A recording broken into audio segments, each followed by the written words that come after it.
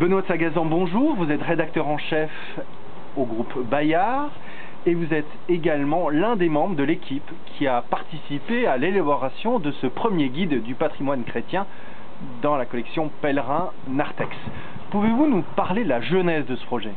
Oui, c'est un hors-série un peu exceptionnel que Pèlerin édite en collaboration avec Narthex. Exceptionnel sur deux plans. Le premier d'abord parce qu'il s'agit d'une collaboration originale entre Pèlerin, l'hebdomadaire que vous connaissez bien, très lié au patrimoine, notamment à travers son prix et son concours Un patrimoine pour demain, et Narthex, qui est donc dédié aux arts sacrés.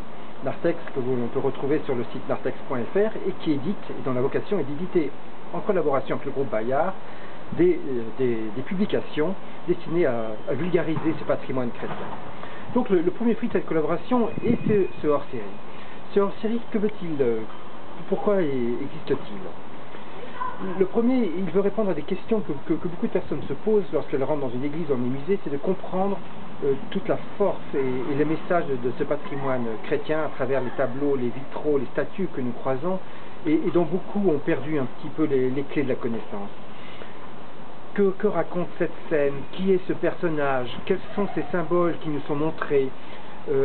Que sait-on de ces personnes qui nous sont montrées? À quelle source peut-on se référer pour les connaître?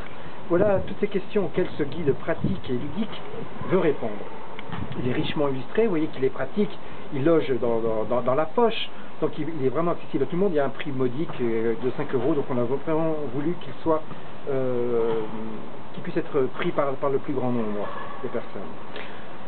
Il y a d'autres numéros qui sont prévus? Alors ce premier exemplaire est effectivement le premier d'une collection qui se veut assez ambitieuse, puisqu'à terme elle pourrait comprendre une vingtaine d'exemplaires, et les deux prochains donc, qui vont paraître à la suite de celui-ci seront comment reconnaître les visages de Marie dans l'art et comment reconnaître les symboles de la Passion du Christ dans l'art.